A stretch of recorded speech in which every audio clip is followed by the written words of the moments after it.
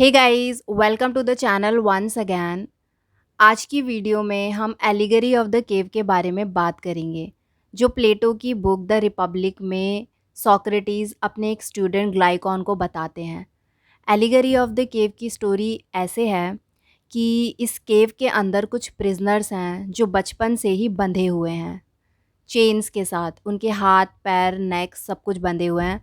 उनका जो फेस है वो एक दीवार की तरफ है एंड उनके पीछे केव के बाहर आग जल रही है जिसके पीछे एक रोड जाती है एंड वहाँ पे ऊपर की साइड कहीं कुछ पपेट्स टंगे हुए हैं और बाहर से हवा चल रही होती है जिस हवा की वजह से वो पपेट्स हिलते रहते हैं। एग्जाम्पल के लिए अगर मैं बताऊं तो ये वो आग है और इसके आगे वो पपेट्स हैं। तो इससे जो जब वो उनके ऊपर पड़ते हैं तो वो सामने एक वॉल है जिस पे शैडो क्रिएट होती है और इसके पीछे गेट है उस केव का। वहाँ से जब हवा चलती है और वो लटके हुए हैं पपेट्स तो वो हिलते हैं और इसकी वजह से उस दीवार पे जो वो रिफ्लेक्शन है शैडो है वो हिलता हुआ दिखता है इधर से उधर। तो उन प्रिजनर्स के लिए यही रियलिटी है। उन्हें लगता है कि ये असली दुनिया है। अब समय के साथ साथ ऑब्वियसली जब वो इसे ही देखते आए हैं तो उनके लिए वही सब कुछ बन चुका है। बट ये चेन्स भी उन लोगों की जो है वक्त के साथ साथ थोड़ी बहुत लूज़ में भी हो सकती हैं। तो उनमें से एक प्रिजनर होता है जिसकी चेन्स उसे लूज़ फील होती हैं। तो उनमें से फिर एक प्रिजनर की चेन्स ब्रेक हो जाती हैं समहाउ, जिसकी वजह से अब उसे ऑब्वियसली वो फ्री हो गया है तो लगेगा ना कि वो बाहर निकल सकता है या फिर उसे कुछ क्यूरियोसिटी जागती है उसके बॉडी अंदर। इंस्टिंक्ट जो है वो रिएक्ट करने लगते हैं अगर इंसान की बॉडी को थोड़ा फ्रीडम मिलेगा तो वो इधर से मूव उधर मूव करेंगे। करेंगे। तो जब वो मूव होता है तो वो क्यूरियस हो जाता है कि यार ये क्या हो रहा है। इससे यस। पहले वो हमेशा वहां बंधा हुआ था, ये कभी हुआ ही नहीं था उसके लिए, एकदम नया एक्सपीरियंस था कि यार राइट। ये कैसे हिल कैसे रहा है। मुझे तो पता ही नहीं था कि मेरे हाथ भी हैं, मेरे पैर भी हैं, मेरी गर्दन हिल एग्जैक्टली भी कि सकती ये भी है, मूव कर मैं सकता इधर है। से उधर मोड़ भी सकता हूँ अपनी गर्दन। देन उसके बाद वो वहाँ से निकलता है। अब उसे हवा फील होती है पहले तो एंड देन लाइट दिखने लगती है कि ये कहाँ से आ रही है। अब वो प्रिजनर लाइट को फॉलो करते करते केव के एग्जिट पे पहुंचता है जहाँ से उसे बहुत ज़्यादा ही लाइट दिखती है। तो स्टार्टिंग में थोड़ा सा अनकंफर्टेबल होता है क्योंकि पूरी ज़िंदगी वो अंधेरे में ही रहे होते उसने हैं कभी तो लाइट नहीं देखी नहीं अपनी देखी। जिंदगी में पूरे। तो वो उसकी आइज़ को हर्ट करता है। बट समहाउ वो बाहर निकल जाता है एंड बाहर निकलने के बाद अभी और ज़्यादा उसकी आंखों में लाइट लगती है बट धीरे धीरे वो एडजस्ट करने लगता है। अब उस प्रिज़नर के सामने जो दुनिया होती है वो एकदम अलग होती है, जो उसने अपनी ज़िंदगी में कभी देखी नहीं होती, कभी सोचा भी नहीं होता है। तो थोड़ी देर के लिए वो बहुत ही शॉक हो जाता है कि आखिर ये चीज़ क्या है जो मैं अपनी आँखों के सामने देख रहा हूँ। देन वो आगे बढ़ता है, आगे देखता है ऊपर कि खुला आसमान है, इतना ब्यूटीफुल नज़ारा है उसके सामने, हरियाली है, पेड़ हैं, पौधे हैं, पक्षी उड़ रहे हैं, लोग जा रहे हैं, पानी, नदियाँ। उस प्रिज़नर को अपनी आँखों पे विश्वास नहीं होता कि वो क्या देख रहा है। तो कुछ वो एन्जॉय करता है उस सारे प्रोसेस को, रात को तारे देखता है, चाँद देखता है, सब कुछ देखता है।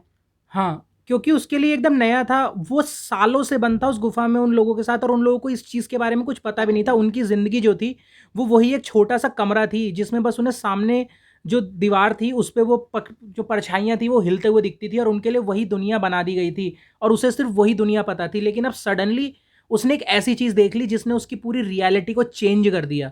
उसे पता चला कि नहीं, मैं एक इल्यूज़न में था और मुझे वहाँ पे बाँध के रखा गया था। वहाँ पे वो जो थी वो असली दुनिया नहीं थी। हुँ। देन जब वो सब कुछ देख लेता है, अच्छे से एक्सप्लोर कर लेता है, तो उसे पता चलता है कि असली दुनिया तो ये है, जिससे हम पूरी ज़िंदगी वंचित रहे थे। तो उसको ख़्याल आता है कि मुझे अपने फेलो प्रिज़नर्स को जाकर बताना चाहिए कि मैंने बाहर क्या देखा और असली दुनिया यहाँ पर है, उन्हें इसके बारे में पता होना चाहिए।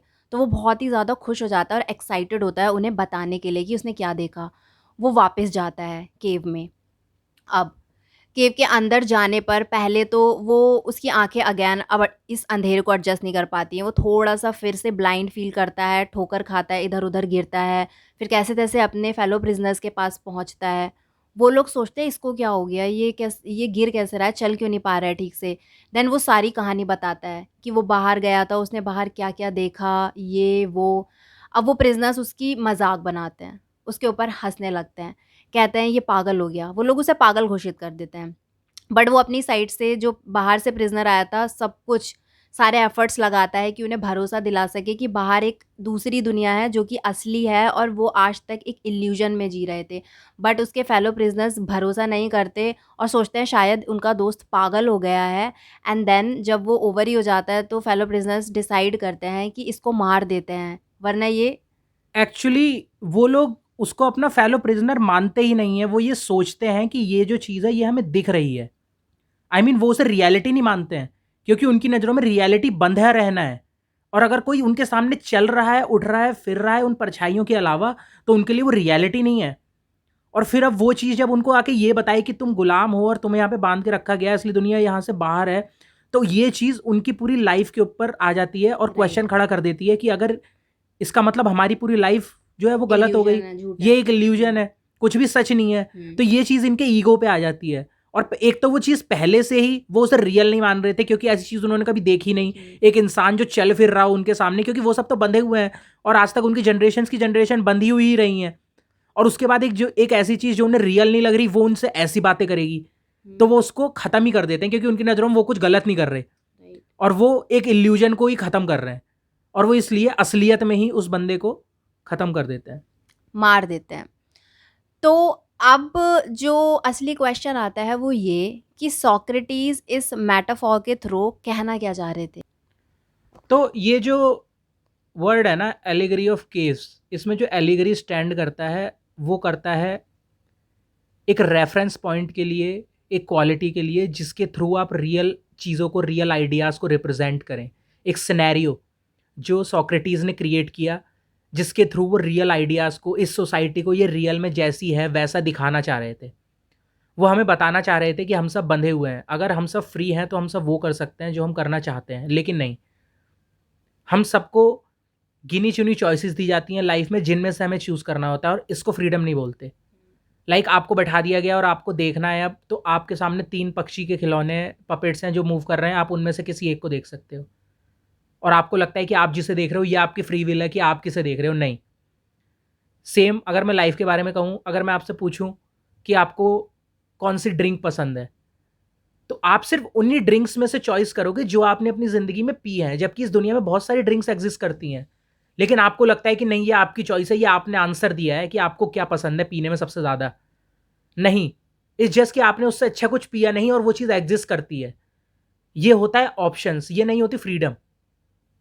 और यही चीज़ है कि जब भी कोई इंसान सच्चाई देख लेता है ना, और वो जान जाता है कि कितना कुछ है, और लोग उसको आके बताते हैं, वो इंसान किसी दूसरे को जाके बताता है कि भाई तुम जो जी रहे हो ये लाइफ जो है ये एक इल्यूजन है। और वो क्वेश्चन, सबसे बड़ी बात यहाँ पे आ गई क्वेश्चंस की, कि उस बंदे ने क्वेश्चंस पूछे जो किसी को भी पसंद नहीं होता। लाइक जो भी क्वेश्चंस पूछता है, और ऐसे क्वेश्चंस खासकर जो आपकी पूरी लाइफ के ऊपर क्वेश्चन खड़े कर दें, क्वेश्चन मार्क लगा दें, और आप अपने फुल लाइफ एक्सपीरियंस के साथ भी उन क्वेश्चंस के आंसर ना कर पाओ, और जो आपको अपनी रियलिटी को क्वेश्चन करने पे मजबूर कर दें, तो आप उन लोगों के साथ या तो टाइज काट लोगे या आप उन लोगों से बात करना पसंद नहीं करोगे। ठीक है, इंसान नॉर्मली उन्हीं लोगों से बात करता है जो सेम उनकी टोन में बोलता है, जो सेम वही बातें करता है जो जो बातें वो लोग करना चाहते हैं। लेकिन ये दुनिया बहुत बड़ी है, यहाँ पे बहुत सारी चीज़ें हैं, और सबसे बड़ी चीज़ ये गुलामी वाली जो है, इसमें हमारा वही टॉपिक आ जाएगा, सेम जॉब वाला, एजुकेशन वाला, कि हमें सेम एक सिस्टम में डाल दिया गया, जैसा कि एलिगरी ऑफ केव में बताया कि जनरेशंस ऑफ जनरेशंस उन लोगों की सेम बंधी हुई थी और वो सेम काम कर रहे थे। तो अगर किसी ने उन्हें आके बता दिया कि ये जो तुम सेम काम कर रहे हो ना इतनी जनरेशन से, ये सही नहीं है, तो बस उन लोगों को लगा अगर ये सही नहीं है तो फिर सही क्या है, क्योंकि मेरी जो जनरेशन चली गई, मेरे दादा परदादा, उन लोगों ने मुझे ये चीज़ बताई थी और वो भी इसी चीज़ को जानते थे, और अब तुम आके कह रहे हो कि वो सब गलत थे, मैं गलत हूँ, मेरे दोस्त गलत है, मेरा पूरा परिवार गलत था, तो फिर सही क्या है? क्यों? क्योंकि हमें उस सिस्टम में डाल दिया गया है। ठीक है, हमें उस स्कूलिंग से निकलना है, हमें स्कूल के बाद 10th में आना है, 10th में हमें अपनी साइड चूज़ करनी है, उसके बाद हमें ग्रेजुएशन करनी है, ग्रेजुएशन में कॉलेज में जाना है, और कॉलेज के बाद एक जॉब पकड़नी है। ठीक है, उसके बाद जॉब के बाद हमें डिपेंडेंट हो जाना है किसी और के ऊपर, किसी कंपनी के ऊपर। हमें अपना एक मालिक ढूंढना है जिसके अंडर हमें चले जाना है, और जो हमें जंजीरों में बांध देगा और हमारे सामने चीज़ें होती रहेंगी, और उसके बदले में हमें खाना मिलेगा, हमें मिलेगा पैसा फॉर सर्वाइवल, जिससे हम अपना सर्वाइवल कर पाएँ। फ्रीडम जो है वो फ्रीडम चॉइसेस से है। फ्रीडम इस चीज़ से है कि आप जब जो चीज़ चाहते हो वो कर पाओ, आप किसी और के ऑर्डर्स फॉलो ना करो, और आपको ऐसा ना लगे कि आप बाउंड। और सबसे बड़ी चीज़ जो इस एलिगरी ऑफ केव में सोक्रेटिस बताना चाह रहे थे वो ये कि जो लोग बंधे हुए थे ना, वो बंधे हुए थे, लेकिन उन्हें इस चीज का अंदाजा भी नहीं था कि वो बंधे हुए हैं। I mean it's a kind of slavery. आप ऐसे गुलाम हो जिसको पता भी नहीं है कि वो गुलाम है। एक चीज़ मैं ऐड करना चाहूँगी यहाँ पे, जो सोक्रेटिस थे एग्जैक्टली वो यही बता रहे हैं कि अंदर जो बंधे हुए प्रिजनर्स हैं ना, वो उस कंफर्ट एंड सिक्योरिटी के इतने आदी हो चुके हैं कि इसीलिए वो अपने फेलो प्रिजनर की बात पर भरोसा करना ही नहीं चाहते हैं। भरोसा छोड़ो, सुनना भी नहीं चाहते हैं, क्योंकि वो अपनी कंफर्ट एंड सिक्योरिटी को छोड़ना नहीं चाहते।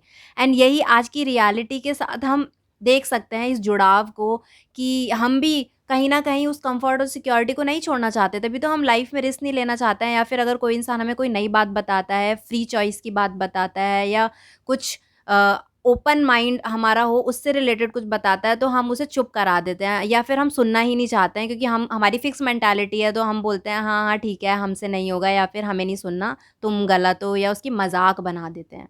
तो यहाँ पे सारी बात कम्फर्ट एंड सिक्योरिटी पे आ जाती है। एंड सेकंड, एक और चीज़ है जिसके बारे में सोक्रेटिस बताते हैं, वो है बिलीफ एंड नॉलेज के बीच का डिफरेंस। उन प्रिजनर्स का बिलीफ है, स्ट्रॉन्ग बिलीफ, कि केव के अंदर की जो दुनिया है वही सच है, एंड उसके आगे उन्हें अब कुछ भी बता दो वो नहीं मानेंगे। लेकिन जो प्रिजनर बाहर निकला था उसे नॉलेज मिल गई है, उसको एक दूसरी टाइप की नॉलेज मिली है, जिससे अवेयर हो गया है, और अब उसका पहले का जो इल्यूजन था, जो बिलीफ था, वो टूट गया है, जिसके बारे में ही वो अपने फेलो प्रिजनर्स को बताना चाह रहा है। बट वो अपने बिलीफ के साथ इतना स्ट्रांगली जुड़े हुए हैं कि उसकी बात को सुनने तक के लिए तैयार नहीं है। और अब ये जो बंदा है ना जो बाहर निकल गया, वो बंदा जो है वो एक फिलोसफर है। वो एक फिलोसफर है क्योंकि वो बिना किसी सेल्फ बेनिफिट के लोगों को सच्चाई बता रहा है, उससे अवगत करा रहा है कि एग्जैक्टली। देखो और तुम अपना भला करो और दूसरों का भला हो। इसमें उसका कुछ भला नहीं है। वो क्यों आता वापस? वो क्यों एक ऐसी जगह वापस आता है जहां पे उसने इतने साल बिताए गुलामी में, जंजीरों से बंधा हुआ था, लेकिन फिर भी नहीं। वो इसलिए आया क्योंकि उसके अंदर सिंपैथी थी अपने दोस्तों के लिए, उनकी उन हेल्प करना चाहता था, अपने फ्रेंड्स की। हाँ। और वो वहां पे आया और अब वो आके उन लोगों को सारी चीजें बता रहा है और उन लोगों को बता रहा है कि निकलो यहां से और चलो हम सब चलते हैं और एक अच्छी जिंदगी जिएंगे। अगर कोई और इंसान होता तो वो अपना सेल्फ बेनिफिट देखता, जैसे कि आजकल हम लोग बन चुके हैं। और वो बाहर रहता, वो कहता है भाई छोड़ना, उन लोगों को रहने दो, उन लोगों को क्या ही फर्क पड़ रहा है और मैं ऐसी जगह क्यों जाऊं। नफरत हो जाती है आपको एक ऐसी काली कोठरी से जहां पे आपने सालों बिताए और आपको गुलाम रखा गया, और उसके बाद आप वहां वापस क्यों जाओगे। या फिर आज की दुनिया में जहां पे हम सब बेनिफिट्स देखते हैं, जैसे कि सोफिस्ट जो सोक्रेटिस के टाइम पर हुआ करते थे, जो पैसे लेके ज्ञान बांटते थे और उनकी बहुत ज्यादा वैल्यू होती थी। क्यों? क्योंकि वो बदले में कुछ ले रहे थे, और इस तरीके से वो ये इंश्योर कर रहे थे कि वो जो नॉलेज दे रहे हैं उसकी रियल लाइफ में वैल्यू है, मॉनेटरी वैल्यू है, उसके बदले पैसा मिलता है। लेकिन दूसरी तरफ सोक्रेटिस जो लोगों को फ्री में ज्ञान देते थे और नॉलेज देते थे और लोगों को बातें बताते थे, इनके क्वेश्चंस के आंसर देते थे, जस्ट बिकॉज क्योंकि वो चाहते थे कि एक ये सोसाइटी बेहतर बन जाए जिसमें वो रह रहे थे। और उनका इस सोसाइटी के लिए ये कर्तव्य है, ये उनकी ड्यूटी है इसके लिए कि वो इसे एक बेहतर समाज बनाए, और किसी चीज के लिए नहीं, किसी मतलब अपनी चाहत के लिए नहीं कि मुझे कुछ मिले या ये लोग मुझे पैसा दें तब मैं इस सोसाइटी में जिसमें मैं रह रहा हूं इसको बेहतर बनाऊं, नहीं।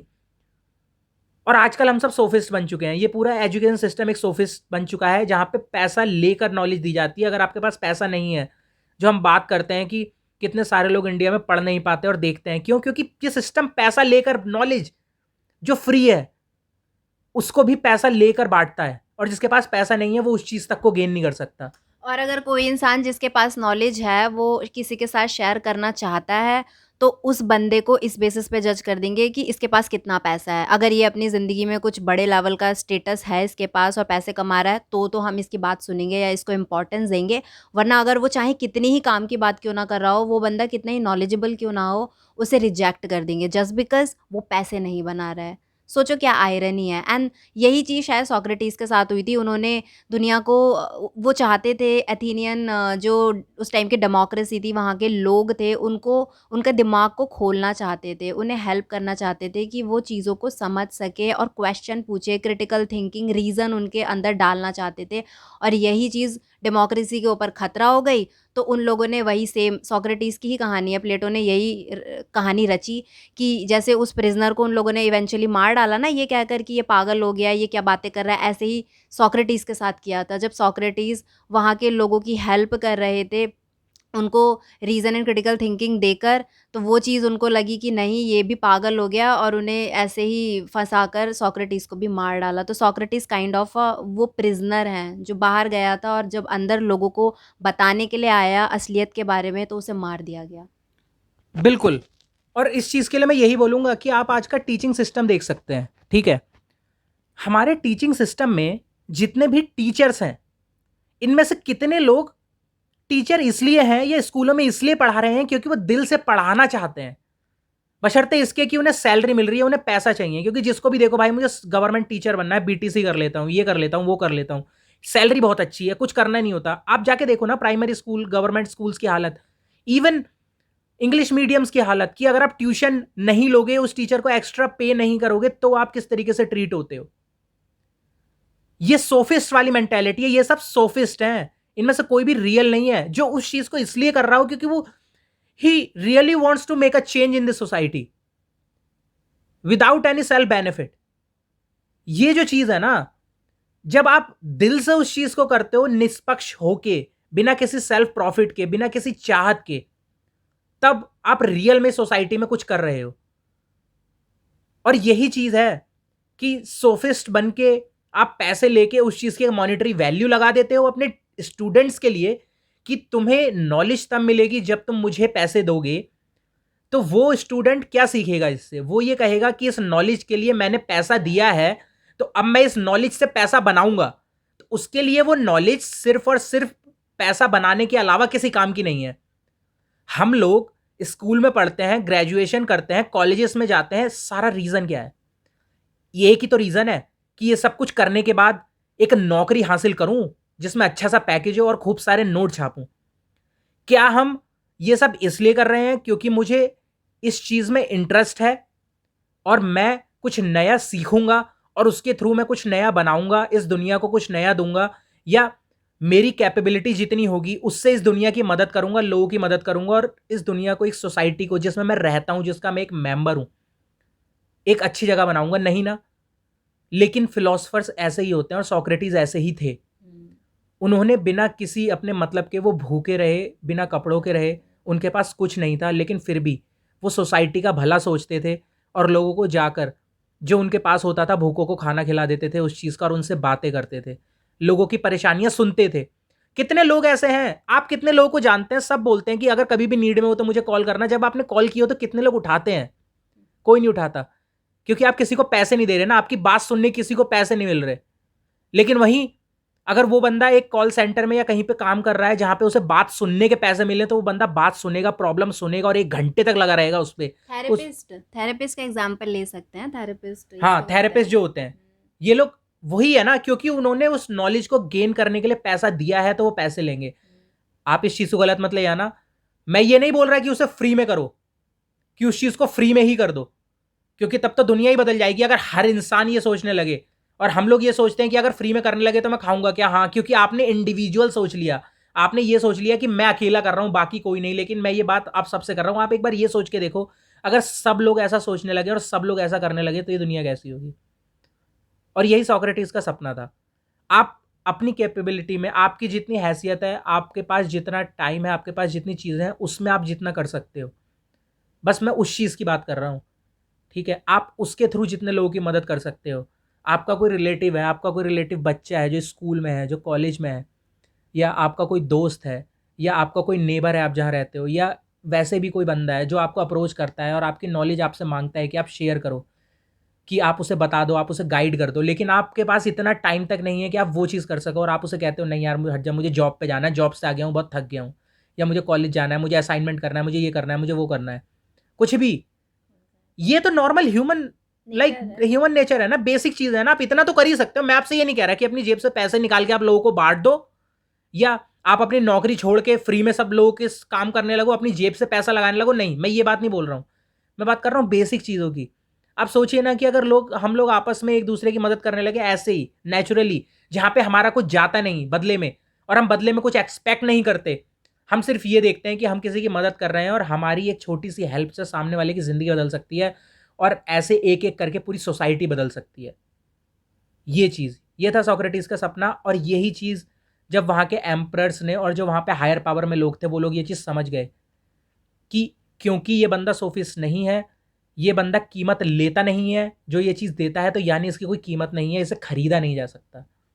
हम इससे ये नहीं पूछ सकते कि तुझे कितना पैसा चाहिए बता, जो हम बोलें वो रिपीट करने के लिए, जो हम बोलें उसे सिलेबस बनाने के लिए, जो हम बोलें उसे तेरी किताबों में लिखने के लिए और पढ़ाने के लिए, क्योंकि वो बिकाऊ नहीं थे।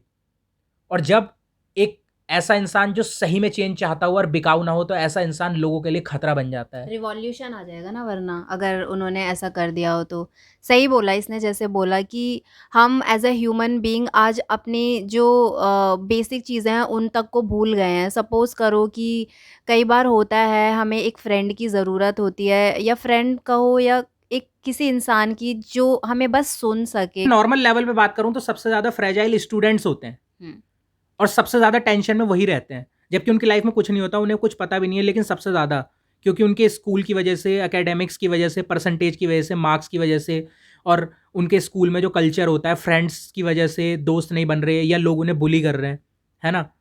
और वो किससे बात करें, उनके पास बात करने के लिए इवन उनकी फैमिली तक कोई नहीं होती। सब लोग ये कहते हैं कि बस नंबर्स पे ध्यान दे, बस मार्क्स पे ध्यान दे, बस पढ़ने पे ध्यान दे, ये 1 साल है, 2 साल है, इसके बाद तेरी ज़िंदगी है, तेरी ज़िंदगी इसके बाद है।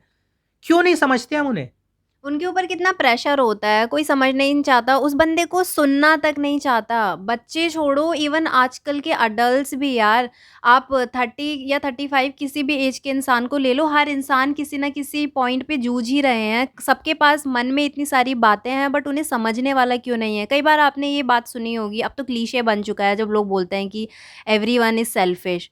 ये पूरी दुनिया ही सेल्फिश बन चुकी है। क्यों बोलते हैं ये? क्योंकि हर इंसान सिर्फ अपना बेनिफिट देखता है, अपना फ़ायदा देखता है, उसका काम जैसे ही निकल जाता है वो चला जाता है। सामने वाले को कोई भी सुनना ही नहीं चाहता, ना उसके बारे में पूछना चाहता है कि वो कैसा है। इनफैक्ट हमारी खुद की फैमिली आजकल सैडली अब ऐसा वक़्त आ चुका है कि हमारी खुद की फैमिली भी हमसे ये नहीं पूछती है कि हाँ बेटा कैसे हो? क्या है, क्या नहीं है? बस वही ऊपरी-ऊपरी सुपरफिशियल स्टफ़ पूछा जाता है, लेकिन बच्चे के मन में क्या चल रहा है, कभी डीप में कोई भी जाकर सुनना या समझना नहीं चाहता। उसके बाद हम जॉब में आ जाते हैं, जॉब में प्रमोशन का आ जाता है और टारगेट पूरा करने का सिस्टम रह जाता है। उसके बाद घर बनाना है, ये करना है, और ये सारी चीज़ें क्या हैं? ये वही है, सेम चीज़ जो मेरे पिताजी ने की, उनके पिताजी ने की, उनके पिताजी ने की, जनरेशन से बंधे हुए हैं और सामने वही खिलौने नाचते हुए देख रहे हैं। वही सेम चीज़ें उन्होंने की और मैं भी कर रहा हूँ और अपनी आने वाली जनरेशन को भी वही सेम चीज़ बताऊँगा। कभी सोचा ही नहीं, पॉसिबिलिटी नहीं सोची कि इसके अलावा भी कुछ बड़ा है जो एग्ज़िस्ट करता है। और यही है एलिगरी ऑफ केव, कि हम गुलाम तो हैं, लेकिन हमें पता तक नहीं है कि हम गुलाम हैं जो उस चीज़ से फ़ाइट कर सकें। यही हम दोनों की जो है कोशिश है कि आप लोगों को बताएँ कि थोड़ा-सा हट के सोचिए। कभी भी गिव अप मत कीजिए। अगर आपको कुछ चीज़ लग रही है कि ये चीज़ वैसी नहीं हुई जैसा मैंने सोचा था, वैसी नहीं हुई जैसे सोसाइटी ने बताई थी, जैसा कि सोसाइटी ने बुकलेट जो बनाई है उसमें लिख दिया है कि ऐसा होना चाहिए, ऐसा होना चाहिए, वैसा होना चाहिए, नहीं। दुनिया उससे बहुत बड़ी है। बहुत सारे ऐसे लोग हैं जो ऐसी-ऐसी चीज़ें कर रहे हैं जो नई हैं, जिन्हें आप सोच भी नहीं सकते।